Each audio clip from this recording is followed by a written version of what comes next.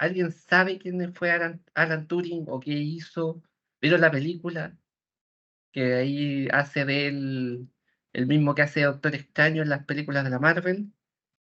Ya no conocemos a Alan Turing. Bueno, Alan Turing fue un matemático él era un matemático inglés, cuento esto, y él trabajó en las bases de lo que es la inteligencia artificial, ¿ya?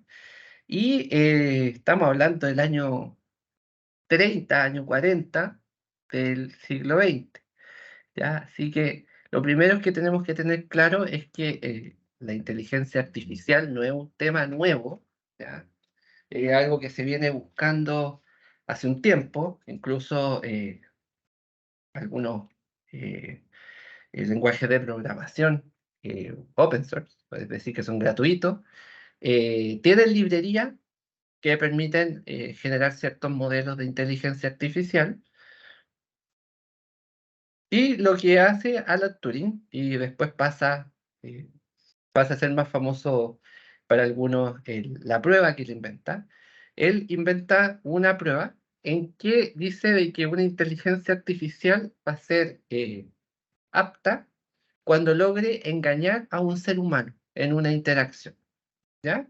Por ejemplo, hace poco se viralizó un audio de Google en que alguien llamaba a una oficina de servicio al cliente de pasaje y le decía que no iba a poder viajar en la fecha indicada, si había alguna posibilidad de cambiar el viaje. Y del otro lado, la persona que le atendía le decía, sí, a ver, voy a revisar las agendas, todo. Bueno, y la persona que estaba contestando en la agencia de viaje no existía. Era una máquina, ¿ya? Era una inteligencia artificial que tenía la capacidad de hablar y le estaba respondiendo al usuario perfectamente, y uno no se da cuenta de lo que está escuchando y no se da cuenta que es una máquina hasta que te lo dicen, ¿ya? Entonces ahí ya la prueba de Turing se cumple automáticamente. ¿Y cómo funcionan las inteligencias artificiales? Hay varios modelos, ¿ya? Cada una de las empresas, obviamente IBM, Microsoft, están pensando en diferentes modelos de inteligencia artificial, pero el más común es a través de árboles de decisión, ¿ya? Es que igual que cuando uno estaba en el colegio, te hacían estos arbolitos donde, eh, por ejemplo, 5 más 2 o 5 más 3, ¿ya? Si 5 más 2 es 7, sí. Si 5 más 2 no es 7, no, ¿ya? Entonces, así vamos generando diferentes decisiones hasta llegar a una decisión final, ¿ya? Ahora estamos pensando nosotros en un arbolito con poquitas ramas, pero tenemos que pensar que estos computadores se cargan muchísima información.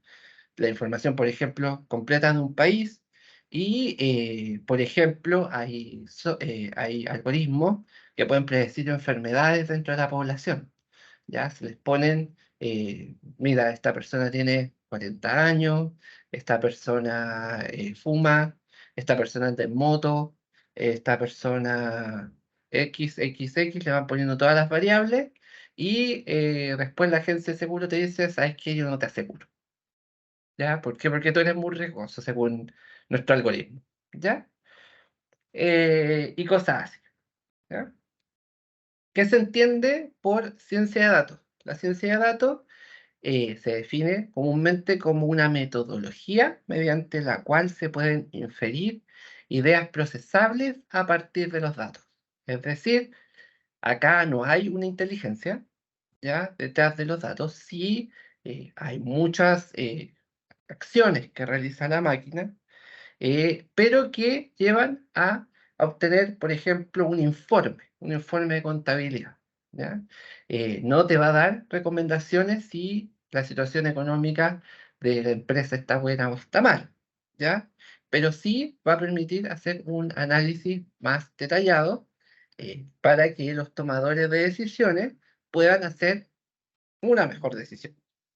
En palabras más simples, es un conjunto de herramientas que permiten pasar de datos a información que sirva para la toma de decisiones. ¿Esto qué quiere decir?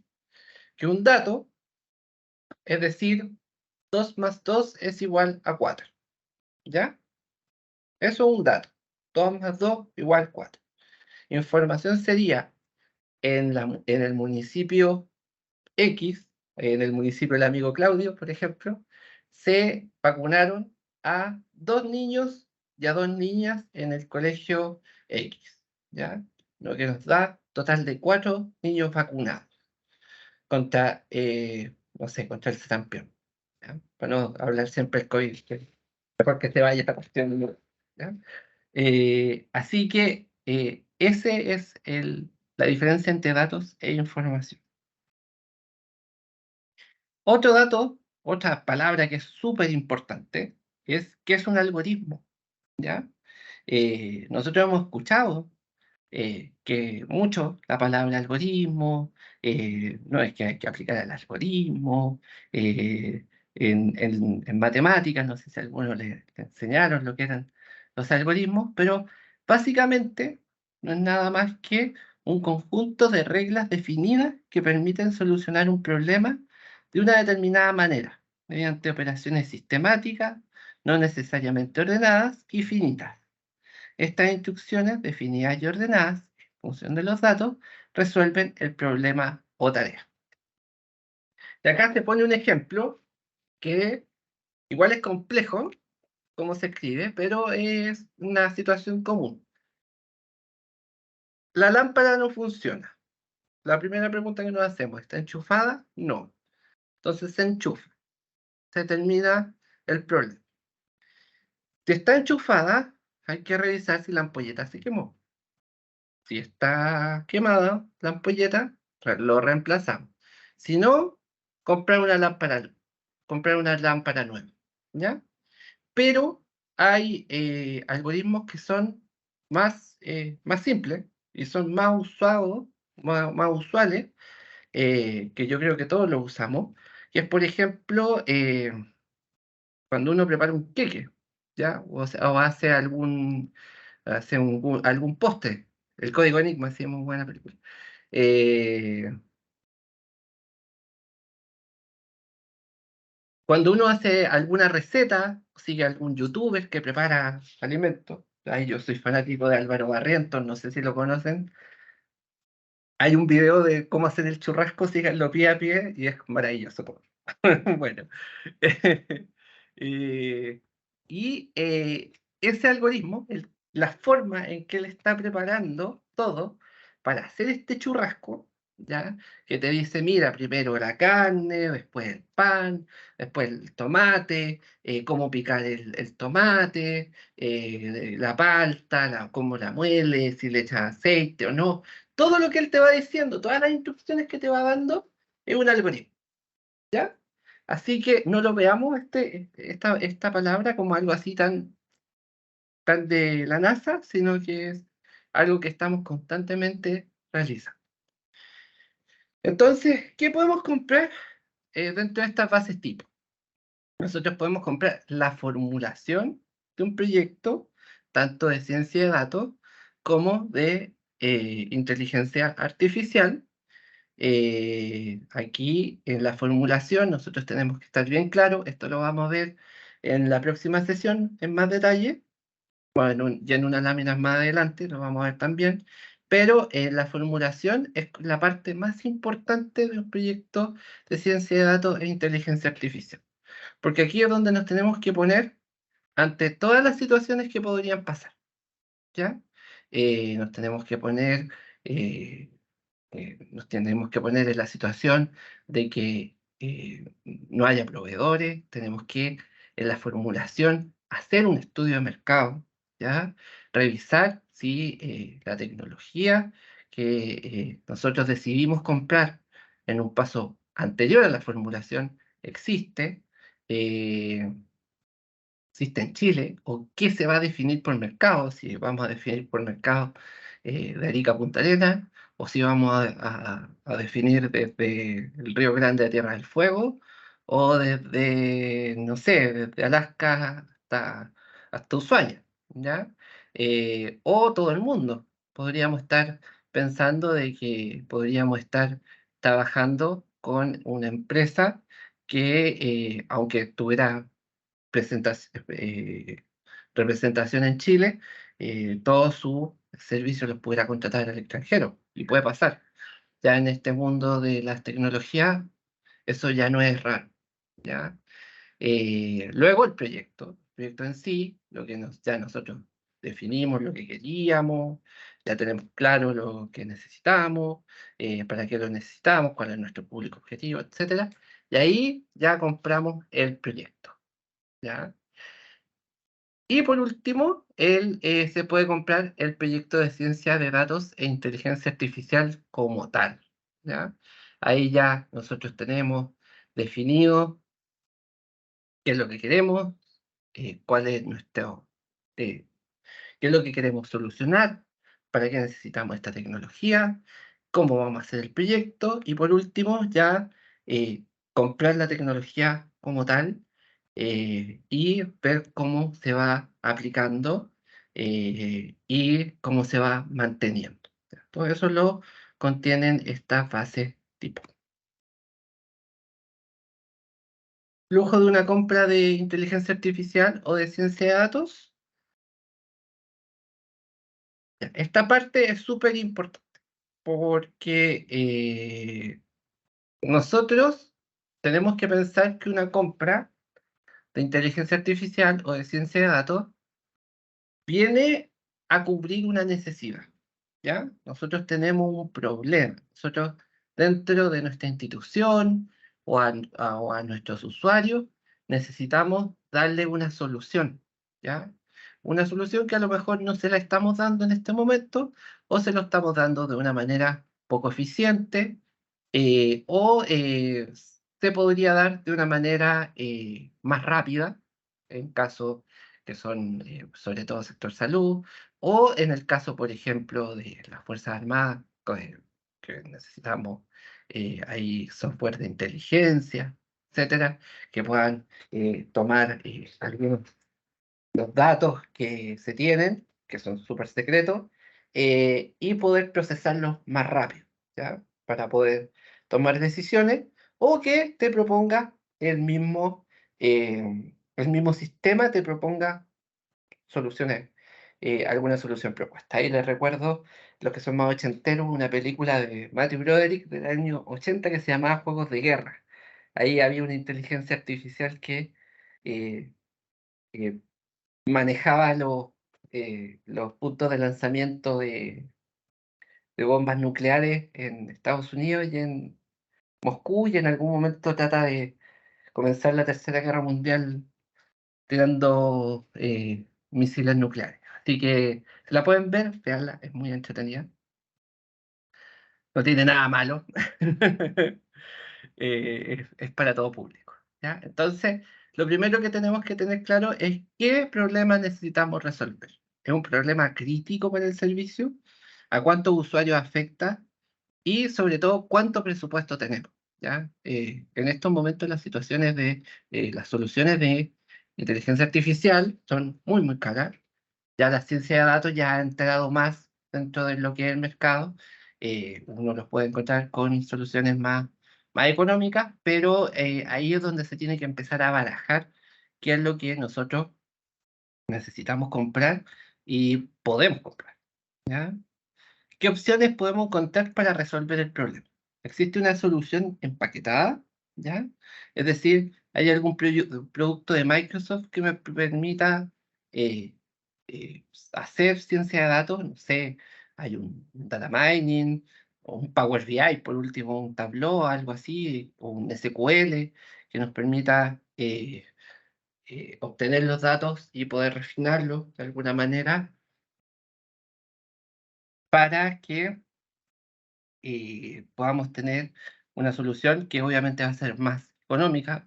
Usualmente se compran licencias por institución y tienen la contra, que Uno tiene que tener personal que conozca el software en nube o el SaaS o el software on-premise, que lo sepa utilizar, pero lo pueden, pero ya se sabe que hay un mercado de gente que está o que bien certificado o que tiene la experiencia utilizando esos software más empaquetados. ¿Podemos hacer un desarrollo? Recordemos que ese es el problema de los software más empaquetados, que se pueden customizar, pero solamente una parte, ya, es decir, nosotros, el proveedor Microsoft te entrega el código, y uno los tiene que, uno si los quiere personalizar a su institución, pues tiene solamente algunas cosas que puede cambiar. Si no, Microsoft te va a decir, mira, tú me cambiaste todo el código de mi software, así que yo no te paso mantenciones ni nada, ¿ya? La mejor opción es utilizar inteligencia artificial o ciencia de datos, ¿ya? Y ahí es súper importante para todas estas preguntas que nos hacemos en este punto, era hacer un estudio de mercado, ¿ya? Ver si existe la maduración en el mercado de estos productos de inteligencia artificial o de ciencia de datos, si hay alguna empresa que nos pueda dar una solución, entendiendo que nosotros ya sabemos que tenemos el presupuesto para hacerlo, y definir este estudio de mercado tal vez más exploratorio, hacerlo no tan solo a nivel nacional, sino que a nivel internacional, ¿ya? Ahí les cuento de que sobre todo en inteligencia artificial hay mucha información que está en inglés, la menos información está en español, ¿ya? Así que acá para hacer esta presentación y para hacer la directiva, se hizo un esfuerzo bien grande para poder traspasar muchos de esos conceptos al español, ¿ya? Así que cuando aparezca la directiva, ahí, revísela, está súper buena, ¿ya? Se cuenta con personal con las capacidades para desarrollar un proyecto de IA o de ciencia de datos, ¿ya? Esto es una parte súper importante, porque puede pasar que a veces llega un vendedor y diga, mira, tengo el mejor software, este software de auditoría nos permite leer documentos, igual que los Panama Papers o otros casos que han sucedido en donde han utilizado software de lectura de documentos o ahí con cierta inteligencia artificial para buscar temas fiscales, por ejemplo, evasiones, y les dicen, no, que esto, bueno, hace esto lo hace lo otro, y uno compra el software. Y después no hay nadie en la institución que sepa usar el software, ¿ya?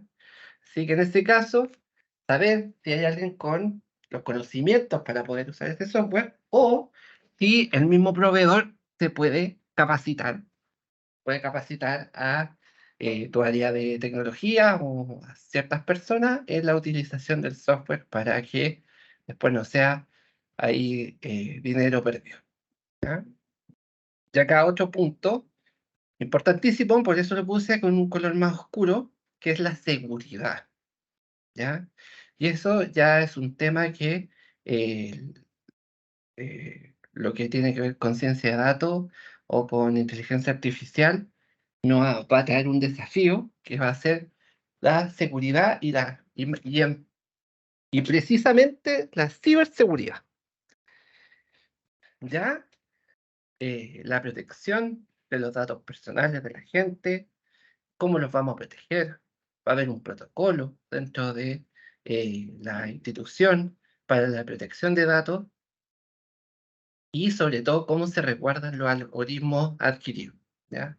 Usualmente los algoritmos se adquieren y se operan desde la nube, es decir, desde un data center, desde un cloud, y ahí también dejar súper claro en las cláusulas que se tenga con el cloud, con el proveedor de cloud, de que esos datos no se pueden tocar, no se pueden corromper de ninguna manera, ¿ya? Así que ese tema ya dejarlo levantado. Y gestión de un contrato de inteligencia artificial o de ciencia de datos.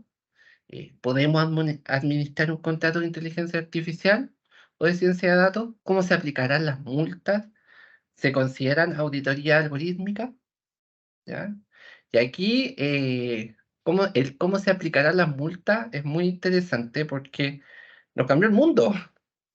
Entonces, aquí ya no, aquí tenemos que tener presente que los SLA tienen que ser mucho más rápidos, es decir, la respuesta del proveedor ante, ante fallos tienen que ser mucho más rápidos, las respuestas, y más allá de las respuestas tienen que ser rápidas las soluciones que nos entregan, ¿ya? Y eso también lo tenemos que dejar ahí clarito en quedan claro en las bases tipo, pero también tiene que quedar súper claro en los contratos que hagamos con las empresas proveedoras. Vamos con la estructura de las bases tipo. Ya eso lo vamos a pasar relativamente rápido porque ya lo hemos conversado, que tiene que ver con cómo están formadas las bases tipo. Las bases tipo están formadas en dos partes principales, que son las bases administrativas y los anexos. Las bases administrativas, que usualmente ustedes no las tienen que tocar, ¿ya? No tienen que tocarlas para nada, pero vienen todos los puntos que son necesarios para la adquisición. Ahí yo le puse bases administrativas, pero son las bases administrativas técnicas y económicas, ¿ya? Entonces, las bases administrativas lo que tratan es de estandarizar todas las compras de cualquier servicio por el mismo producto, ¿ya? Dentro del mismo rubro.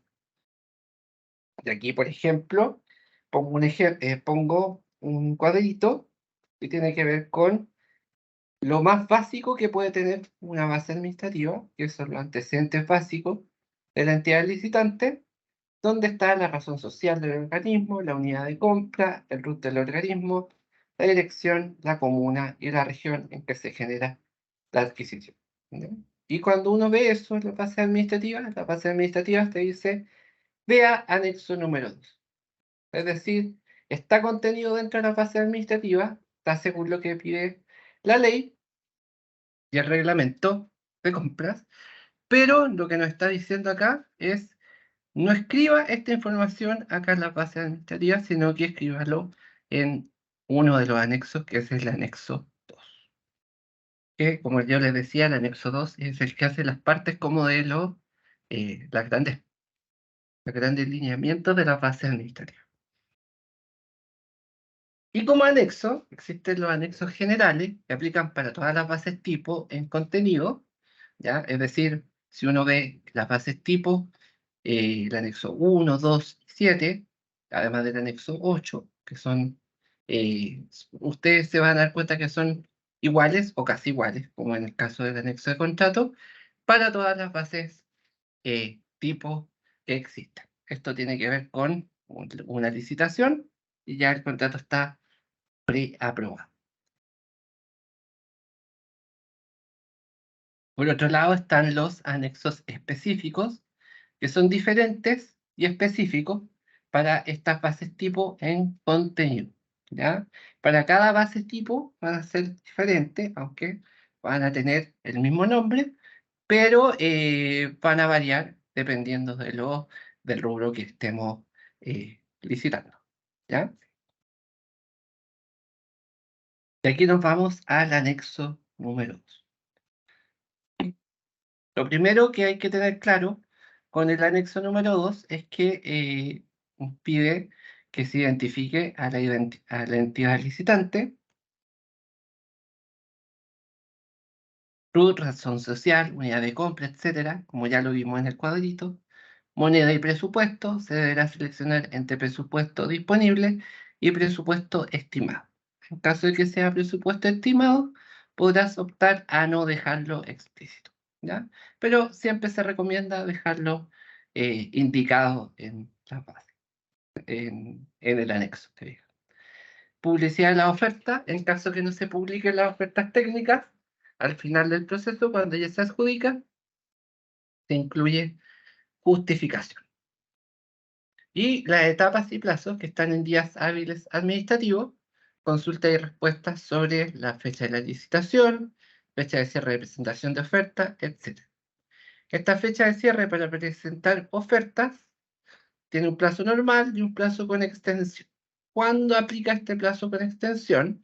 Cuando pudieran llegar muchas preguntas, ¿ya? Si llegan más de 100 preguntas, nosotros podríamos ampliar el plazo de respuesta hasta por 5 días hábiles administrativos. Si son más de 500, son 10 días hábiles administrativos. Y si fueran más de 1000 preguntas, podríamos ampliar la fecha de recepción para presentar oferta hasta 15 días hábiles administrativos. Obviamente, al ocurrir alguno de estos casos de ampliación por recepción de muchas preguntas, todos los plazos sucesivos se van moviendo también, ¿ya? Lo que tiene que ver sobre la garantía, ¿ya? Eh, te pide una garantía por un monto X, ¿ya? Y, se me fue ahí un punto, pero lo que tiene que ver con que se tiene que justificar, aquí sí se está pidiendo una garantía por un proceso de un monto menor a 2.000 UTM. La garantía sería la oferta, ¿ya? La idea es que así las empresas puedan participar más, ¿ya? Entonces, sí, solamente si es por un monto mayor a 2.000 UTMs, nosotros podemos pedir una garantía que sería la oferta obligatoriamente. Si no, tenemos que justificar. Y ponemos el monto de la garantía, que puede ser un monto, un número o un porcentaje del total de lo que se está adquiriendo, la glosa, la dirección para su entrega y retiro, si es en formato físico, y el horario de atención, que esto siempre les recuerdo, es súper importante, ¿ya? Porque las instituciones públicas, y eso me pasaba hace algunas capacitaciones donde hablábamos de los días hábiles administrativos, ya que los días hábiles administrativos se supone que son durante el tiempo en que la institución está funcionando, ¿ya? Y yo les decía ahí el horario de 8 a 5 o de 9 a 6, ¿ya? Y salieron varios ahí abogados diciendo, oye, pero si no se entiende el día hábil administrativo. Ustedes conocen a los amigos abogados que poner a dos abogados de acuerdo es más difícil que, que aprender a programar en Python. Ya. No, muy chiste. Así que, por eso acá es súper importante que el horario de atención quede claro. Es decir, usted puede entregar su boleta de garantía, que sería la oferta, entre las 8 y las 5, porque es el horario que la oficina de partes funciona. La oficina de partes funciona de lunes a jueves, de 8 a 5, y el viernes de 8 a 2, por ejemplo. Y déjenlo ahí expresamente indicado. Ya el correo para el envío de la garantía, si es en formato electrónico, y el teléfono de contacto para consultas sobre el retiro. Lo mismo para la garantía de fiel cumplimiento de contrato, la cual se le debe solicitar solamente al proveedor que se adjudica el proceso y es obligatoria para procesos mayores a 1.000 UTM. ¿Ya? Recordemos que la ley dice que la firma de contrato es obligatoria para todos los procesos mayores a 1.000 UTM y para todos aquellos menores a 1.000, donde por la naturaleza de la contratación sea necesario firmar un contrato, ¿ya? Y si se firma un contrato por un proceso menor a 1.000, se tiene que justificar eh, la petición de esta boleta de garantía. ¿Qué es lo que se entiende por naturaleza de la contratación? La Contraloría nunca ha sido muy definitoria, por así decirlo, a lo que se refiere con la naturaleza de la contratación, pero por lo que se ha podido ver en dictámenes y en jurisprudencia, siempre se trata de procesos que sean de uso intensivo de personal dentro de tus instalaciones o fuera de ellas, ¿ya? Es decir, si tú contratas un servicio de vigilancia, tiene que ir gente a tu institución, aunque sea menor a 1000 UTM, hay que hacer contrato y hay que pedir boleta de garantía. Además de que hay un tema de resguardo de los derechos laborales de las personas que están ejecutando los servicios, así que ahí corresponde. También es naturaleza de la contratación cuando es de ejecución en el tiempo y también cuando son arriendos, ¿ya? No faltó el servicio de que arrendó un computador, no hizo contrato, se le inundaron las instalaciones en un invierno y el proveedor le dijo, me tienes que pagar el computador como si fuera nuevo porque aquí no hay contrato.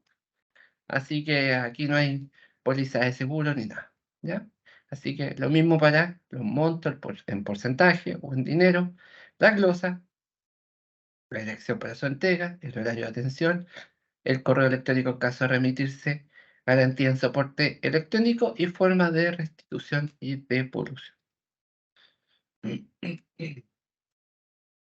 Además, estas bases tipo contemplan otra posibilidad, ya esta es la primera base tipo en que veo esta posibilidad, pero existe, que es la que tiene que ver con la entrega de más de una garantía de fiel cumplimiento, y es que se pueda hacer esta garantía, se pueda ir entregando según los hitos que se van cumpliendo.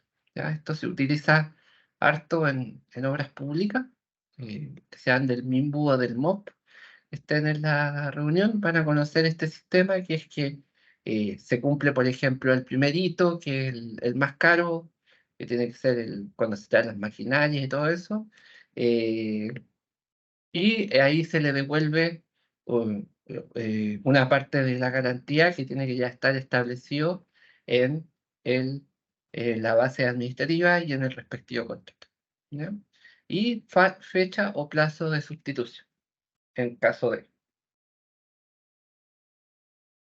se pueden agregar tantas filas como etapas se contemplen en la ejecución sucesiva del contrato, ¿ya?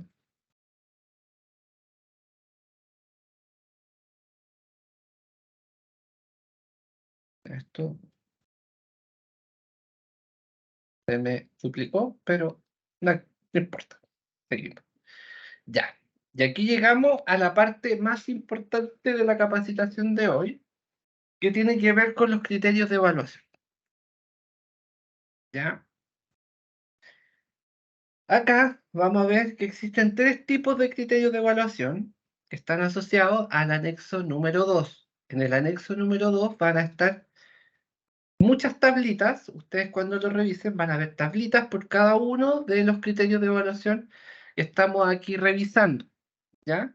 Y en esas tablitas el proveedor, ahí ustedes van a notar la ponderación de esos requerimientos técnicos. Estos requerimientos técnicos son propuestos, ya ustedes pueden escoger los que estimen conveniente para su proceso de licitación en específico, no así el administrativo y el económico, porque son uno y uno, y además son deseables. El cumplimiento de requisitos formales es un deseable. Yo creo que no salva la vida en muchas ocasiones en que proveedores no han subido algún documento y se les pide a través del foro inverso que puedan entregarlo y eso no tiene que darles nunca una ventaja a ese proveedor. Y es lo que tiene que ver con el criterio precio, ¿ya? Todas las ponderaciones tienen que estar definidas por el proveedor, ¿ya? Un punto importante, la comisión evaluadora, acá en el anexo número 2 va a pedirse que se incluya el número de cuántos integrantes va a tener esta comisión evaluadora, pero no así los nombres, ¿ya? Los nombres tienen que ir en los datos de los integrantes de la comisión evaluadora tienen que ir en una resolución aparte, donde se establezcan ahí su nombre, el estatuto, ¿quién digo? En su rango dentro del estatuto, en su calidad jurídica, el RUT, y si son titulares o suplentes, ¿ya? Así que si, por ejemplo, tengo una comisión evaluadora de 5 personas, yo le pongo 5 y 3 son titulares y 2 son suplentes, ¿ya?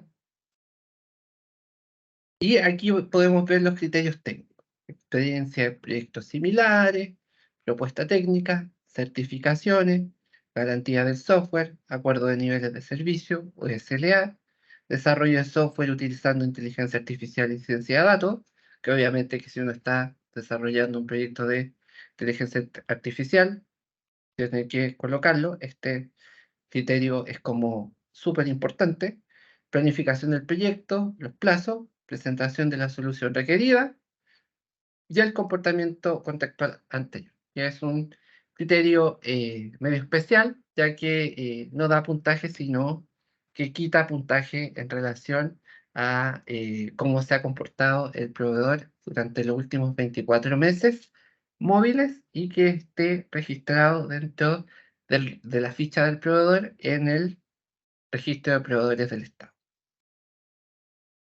¿Ya? Primero, la experiencia en proyectos similares. Está cortado desde la base administrativa y hay otra parte que es del anexo número 2.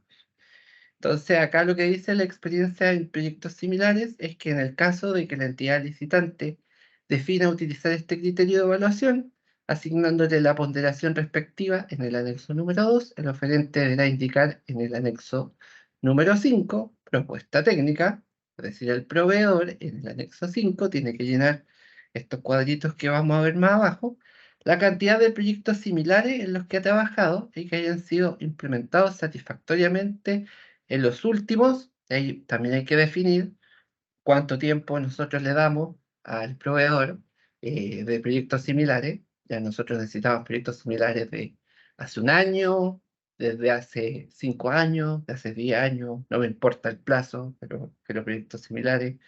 Eh, lo que sí hay que colocarlo en meses: 12 meses, un año, 24 meses, 2 años, etc. Contado regresivamente desde la fecha de cierre de recepción de ofertas de esta licitación, según lo dispuesto en la cláusula 3, etapas y plazos, y se entenderá como proyecto similar lo que precise la entidad licitante en el anexo número 2. ¿Ya?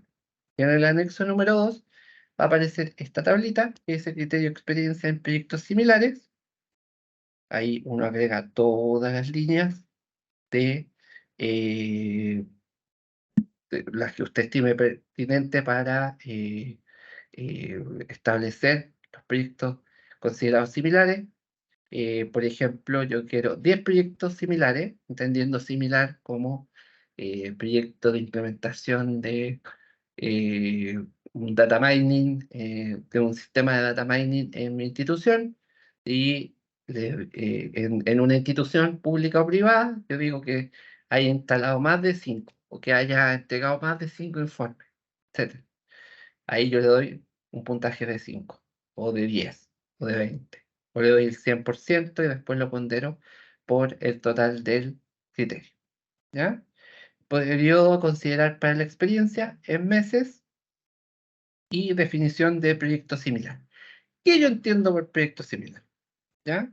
De ahí podemos dar una cantidad de ejemplos eh, de proyectos que yo considero similares. Por ejemplo, la entrega de informes de data mining o de ciencia de datos, o poder instalación de software de ciencia de datos, o eh, servicio mensualizado, donde yo le entrego cierta ciencia de datos a mis proveedores por análisis de mercado, etc. ¿Ya? Y acá aparece la entidad licitante y deberá completar esta sección para definir qué se entiende por proyecto similar, ya sea por el alcance del proyecto, stack tecnológico utilizado, lenguaje y o metodologías empleadas, entre otros. La propuesta técnica, ¿ya? Este criterio, aquí el organismo licitante debe definir como criterio de evaluación la calidad de la propuesta técnica del oferente, ¿ya? Cuando uno habla de calidad es como, ¿cómo definimos la calidad? ¿Ya? Así que elaborada a partir de las necesidades explicitadas por este en el anexo número 3. El anexo número 3 lo vamos a ver en la próxima sesión, que es mucho más técnico, ¿ya? Así que eso lo dejamos en stand-by por el momento, pero lo importante es que entendamos que eh, existe este criterio de evaluación que es de propuesta técnica. En el caso de que la entidad licitante defina utilizar este criterio de evaluación, asignándole la ponderación respectiva en el anexo número 2, los proveedores deberán presentar sus propuestas técnicas a través de un documento no editable, formato PDF, por ejemplo, el cual será evaluado por el organismo licitante considerando los tres aspectos que se indican a continuación de acuerdo con la ponderación asignada, ¿ya? Entonces tiene que ser oferta técnica, se tiene que evaluar una parte que tiene que ser el análisis del proyecto que hace el proveedor, la propuesta de solución y la organización y planificación. A la vez, cada uno de estos criterios tienen subcriterios de evaluación, ¿ya? En donde está el entendimiento del problema, el análisis de requerimiento, el análisis de riesgos generales del proyecto, la evaluación de riesgos sobre datos sensibles y o datos personales, si corresponde, importantísimo, análisis y soluciones propuestas para la eliminación de sesgo de los datos, detalle de solución técnica, etapas del proyecto, definición de entregable hitos, presentación de la solución requerida y organización y planificación, equipo de trabajo y cronograma. Todo esto va a tener un puntaje de ponderación. El organismo comprador en la siguiente tabla deberá detallar explícitamente qué aspectos específicos deberá tener la oferta técnica para declarar que ésta cumple o no con lo requerido en cada ítem, ¿ya? Y aquí están los aspectos considerados y el Estado cumple con lo requerido o no. Obviamente, ustedes pueden colocar aquí en aspectos considerados todos los que quieran hacia abajo y ir repitiendo esta tabla. Otro criterio de evaluación, que es el de garantía adicional del software, y tiene que ver con el que la entidad licitante define utilizar este criterio de evaluación, asignándole obviamente la ponderación respectiva, que está indicada en el anexo número 2, y el oferente deberá indicar en el anexo número 5, oferta técnica, la cantidad de meses posteriores a la implementación del producto de software o alguno de sus entregables, en los que asumirá sin costo para el organismo contratante la reparación de estos ante fallas que pudieran originarse, asegurando de esta forma la calidad del software, ¿ya? Aquí está las consideraciones del criterio de garantía de software serán desestimadas y no participarán del proceso de evaluación de oferta aquellas propuestas que no hayan indicado un plazo por concepto de garantía del software o que estos no sean válidos, como por ejemplo 0 meses de garantía o valores negativos, y los valores ofertados por el oferente en este criterio deberán estar expresados en números enteros, esto es, sin cifras decimales, en caso contrario se considerará la aproximación al valor ofertado al entero más cercano a fin de no considerar cifras decimales. Lo anterior será aplicable para todos los efectos. Y en el anexo número 2 dice criterio de garantía de software, y ahí aparece garantía de software, agregue tantas líneas como estime pertinente, y ahí hay que colocar eh, el puntaje asociado. Si nos dieran, por ejemplo, un plazo de garantía mayor o igual a 12 meses, no sé, le podríamos dar el puntaje total y así respectivamente hacia abajo bajando por la tablita para la cantidad de meses que consideramos como mínimo.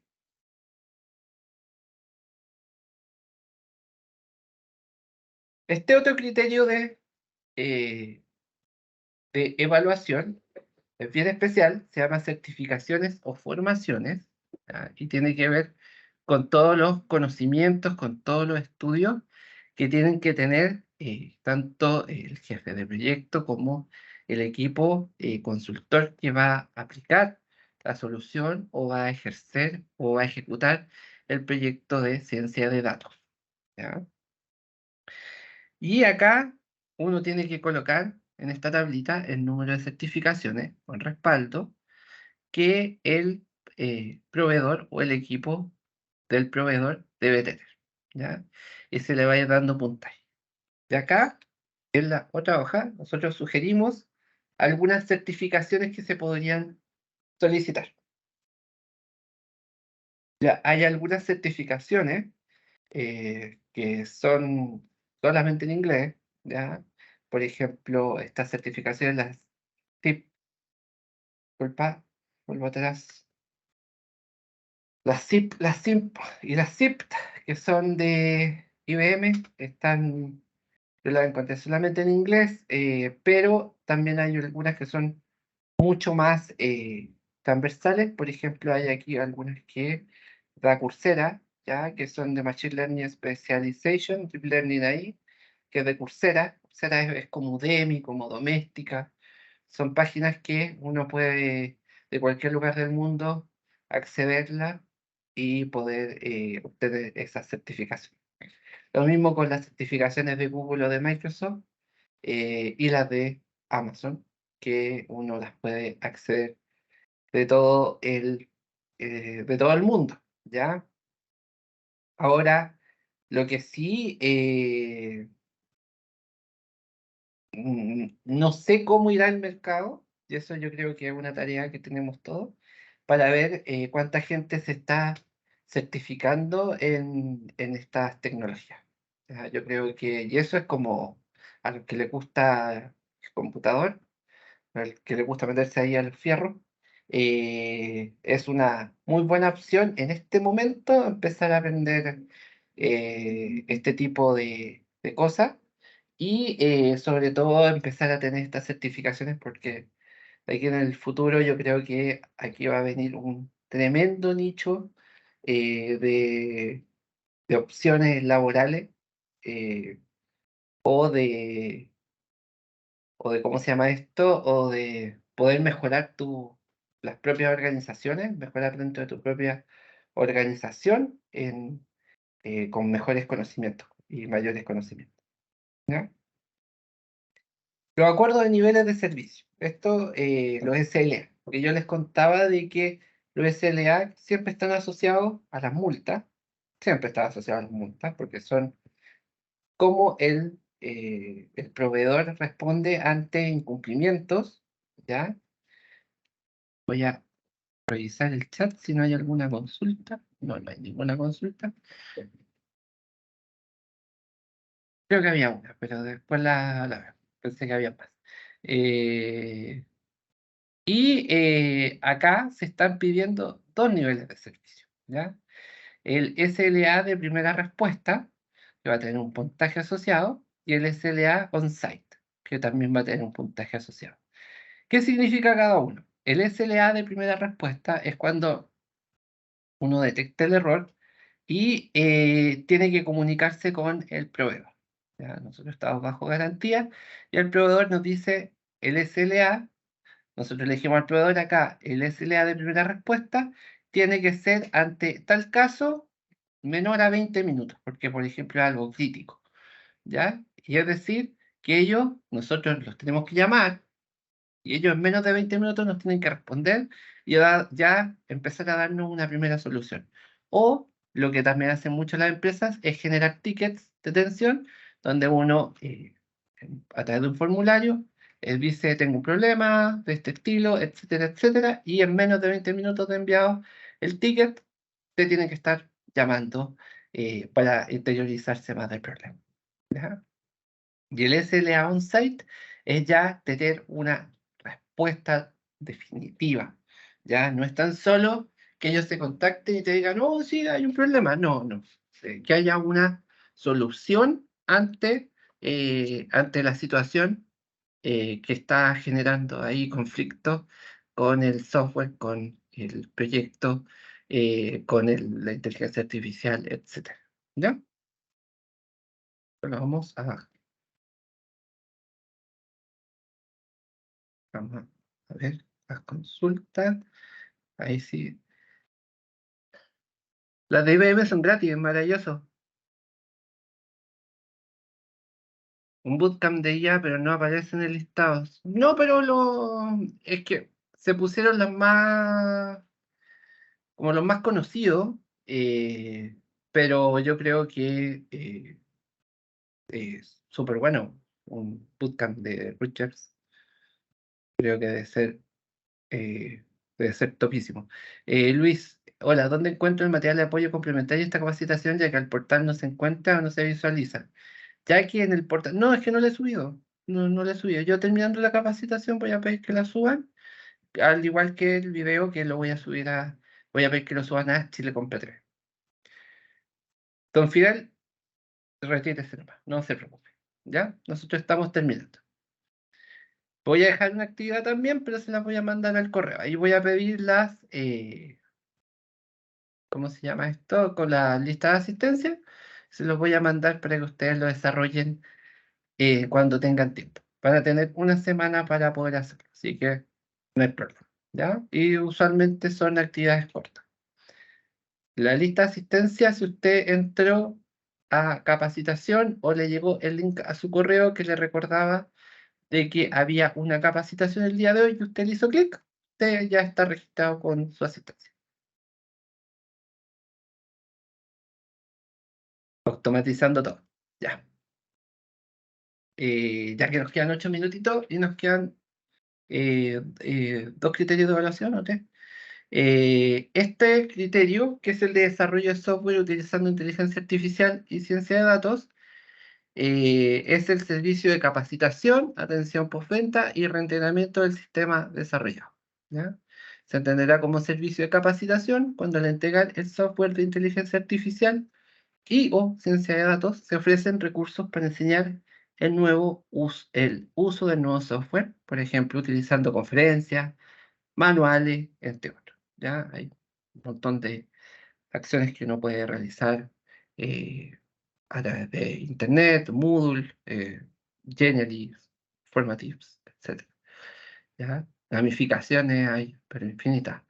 Por su parte, se considera atención postventa el servicio de soporte que ofrece el proveedor aún después de haber pasado tiempo de entregar la solución. Por ejemplo, alta disponibilidad si ocurre alguna falla inédita en el funcionamiento. Y por último, servicio de mantenimiento se define como la actualización de los modelos de inteligencia artificial y ciencia de datos, donde se volverá a entrenar los modelos con conjunto de datos recientes o por lo que defina el comprador. Por ejemplo, de ahí les cuento un dato que supe el otro día gracias a un youtuber español. GPT-4 no te reconoce persona ante este chat fantástico, el GPT-4, no te reconoce a persona antes del 2021. Tú le preguntas por personas antes del 2021 y no sabe, no los conoce. Y eso habla de que el entrenamiento debe haber empezado en esa época hacia adelante, por lo menos lo que tiene cara. Y acá tienen que venir, aparece esta tablita, acá en el anexo 2, donde ustedes tienen que colocar el detalle de qué es la presentación, la funcionalidad, se adapta a la solución requerida, el servicio de capacitación que requiere, la atención postventa, el entrenamiento del sistema desarrollado. Ahí ustedes pueden detallar todo lo que necesitan. ¿Ya? Ahí no hay ningún problema, no hay ninguna limitación para que ustedes vayan colocando lo que requieren para el producto. Lo que tiene que ver con la planificación del proyecto, este criterio no podrá ser utilizado cuando el anexo 5 establezca que el proyecto se realiza con metodología ágil, ni cuando la licitación sea exclusivamente para la formulación de proyectos. ¿Por qué? ¿Quién conoce la metodología ágil? Esta pregunta ahí para que no se me queden dormidos.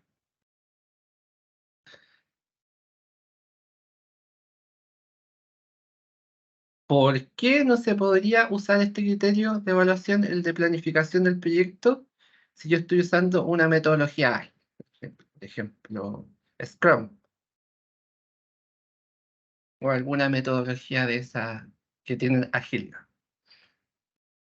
Ya, no supieron, pero la idea es que la metodología ágil se va entregando en relación a MVPs o entregables que, por ejemplo, el caso más famoso es el de Apple, que ellos utilizaban una metodología ágil, que cuando sacaban el primer producto a la venta, ellos sabían de que el producto iba a tener fallas, ¿ya? Lo que pasa es que no sabían qué falla iba a tener, y la única forma de poder saberlo era con que el público que lo iba a comprar iba a tener, iba a decir, oye, mira, me falla no sé, la carcasa, me falla la batería, etcétera, ¿ya? Y ellos así iban mejorando el producto, ¿ya? Entonces, no se puede planificar muy claramente en agilidad cuando cuando no es un ambiente tan estructurado, ¿ya? Se puede planificar cuando uno no está utilizando un método ágil, está utilizando un método más de cascada, que es, por ejemplo, uno cumple el paso 1, después pasa al 2, después al 3, al 4, y todos estos pasos están definidos desde el comienzo.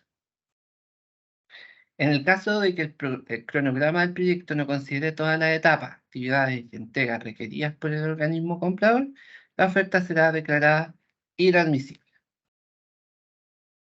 Voy a ponerle ahí en grande. Y acá aparece el criterio de planificación de proyectos, plazo. Este criterio no puede ser utilizado cuando el anexo número 3 establece que el proyecto se realiza con metodología ágil y la entidad licitante deberá indicar los puntajes que asignará a las ofertas en este criterio técnico en el cuadro a continuación, según el ranking elaborado por los plazos ofertados por los proveedores. ¿Ya? Ahí hay que hacer un análisis en relación a la carta Gantt que nos envíe el proveedor o el cronograma que nos envía el proveedor para poder cumplirlo. Y así poder compararlo con las ofertas que nos hacen otros proveedores. Cumplimiento de requisitos formales, este yo creo que ya lo conocemos, el criterio donde si un proveedor no nos envía algún documento, eh, podemos, y este documento no le da una ventaja sobre otros proveedores, o un documento que el proveedor no tenía al momento de ofertar y que es importante para el proceso, nosotros podemos pedírselo a través del foro inverso, darle un plazo para que lo cargue a través de este foro y en el caso de que no sea necesario pedirle ningún documento a través del foro, va a tener el puntaje completo. Si es necesario pedirle el documento y el documento lo entrega dentro del plazo, va a tener 50 puntos de la ponderación de este criterio de evaluación. Y si se lo pedimos a través del foro y no nos envía nada, tiene 0. Y además es bueno ahí plantearse si el proveedor es bueno o no, ¿ya? Lo que tiene que ver con el criterio precio, se aplica nuestra querida llamada regla de 3, ¿ya? Que es, obtenemos desde el anexo número 6, que es donde están los criterios económicos. eh, Comparamos el precio ofertado por el precio de la oferta que estamos revisando, por el precio mínimo de la oferta más barata. Eso se divide y se multiplica por 100 y se obtiene un valor que se multiplica por la ponderación que tenga este criterio de evaluación, ¿ya? Así tenemos el criterio precio.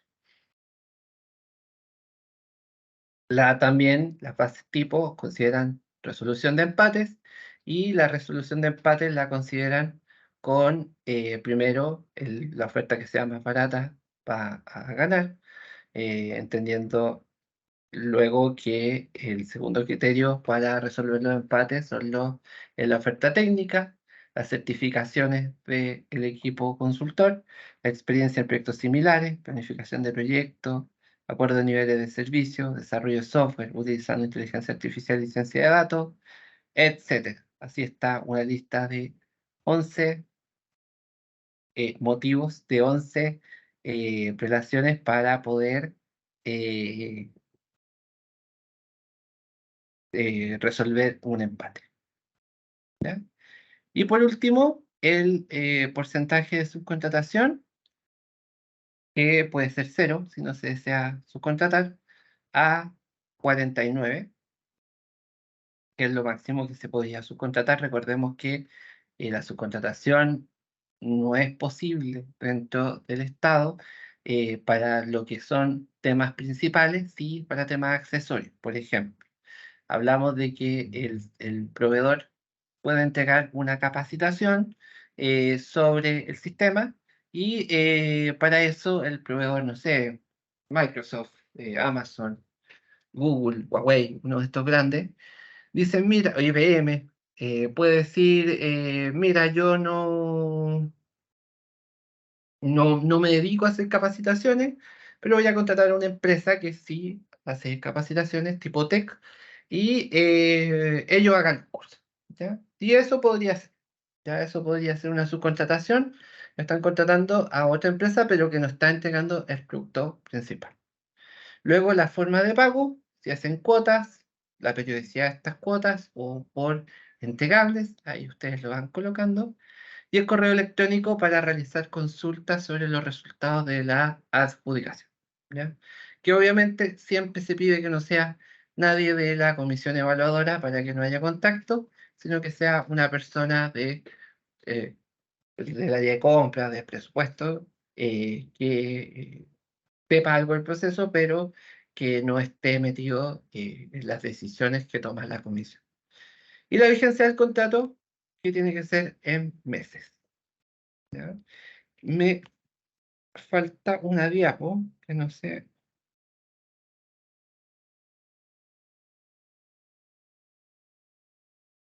yo creo que me la salté, pero la que tiene que ver con el comportamiento contractual anterior. Como yo les contaba, me la debo haber saltado ahí, debo haberle hecho 2 clics. El comportamiento contractual anterior,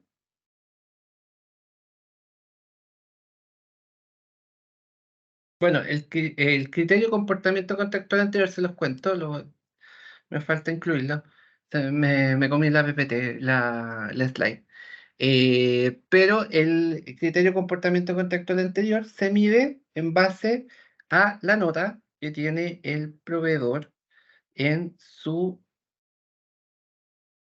acá en su ficha de proveedor, ¿ya? Nosotros acá vemos que tiene una nota de comportamiento base de 4,99, ¿ya? Y esta nota se calculó con todas las medidas sancionatorias, con todas estas sanciones que están acá, ya que fueron por convenio marco, por compra ágil, por trato directo, en los últimos 24 meses. Este proveedor le da, que es Lechner S.A., le da que en los últimos 24 meses se le han aplicado 6 sanciones por incumplimiento recibidas, lo vemos acá abajo, y eso le ha generado una nota de un 4,99 sobre 5.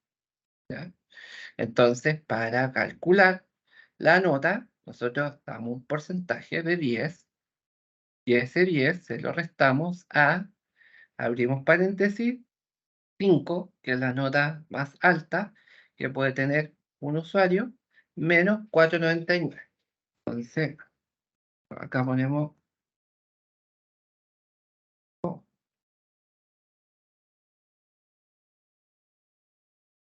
disculpen, acá ponemos calc. Nosotros tenemos que la nota máxima que puede tener este proveedor es un 5. Y a ese 5 le restamos el 4,99, ¿ya? Y eso nos da un 0,1, ¿ya? Y esto se multiplica por el factor que nosotros le estemos dando, ¿ya? Entonces, lo multiplicamos por 10. Entonces, de la nota final total que tenga el proveedor, del puntaje ponderado de todo lo técnico, administrativo y el precio, nosotros le vamos a hacer por comportamiento contractual anterior una disminución de puntaje de un 0,1, ¿ya? Ahora, si hubiera sido, por ejemplo, hubiera tenido un 4, nosotros la nota mayor que podría tener, que es un 5, le restamos un 1, disculpen, le restamos, el 5 le restamos un 4, nos da un 1 y 1 por 10, y ahí nos da 10, es decir, se le descontaría al proveedor de su nota final 10 puntos. ¿Ya? Si tenía 90 puntos, quedan 80, si tenía 70, quedan 60. ¿Ya? Y eso era el último criterio de evaluación, que ahí no sé, no sé qué pasó con la diapo. Yo juraba que la había puesto, pero bueno, cosas que pasan. ¿Ya? Chiquillos, les voy a estar mandando la actividad asincrónica para que la puedan resolver con situaciones que vimos en esta capacitación. Más van acompañado con videos en YouTube.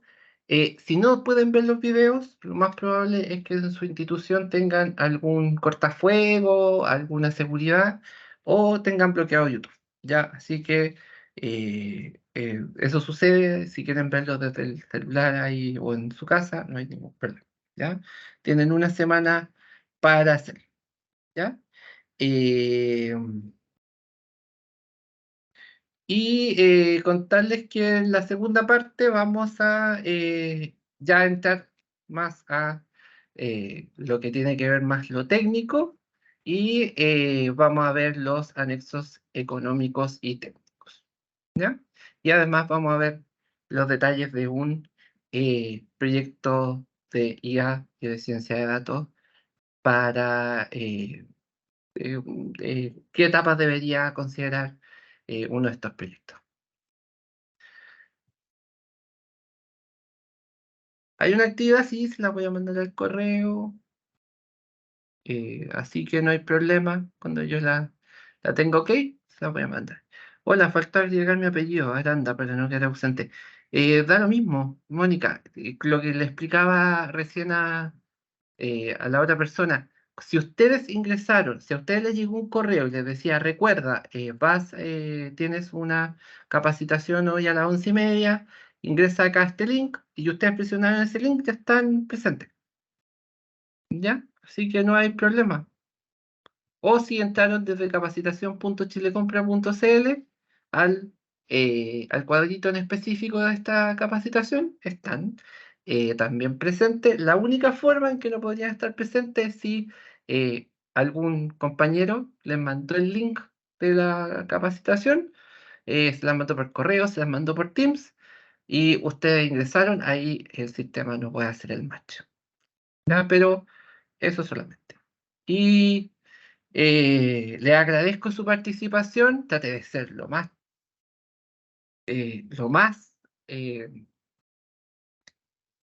coloquial posible. Trate de ser lo más, traté de llegar al poner ejemplos lo más conocidos posible para que fuéramos entendiendo este tema. Considerémonos que somos pioneros a nivel regional en este tema. Yo creo que a nivel mundial también. Así que gracias y hagan la actividad y porfa no se pierdan la próxima capacitación. ¿Ya? Así que muchas gracias, que tengan muy buena tarde.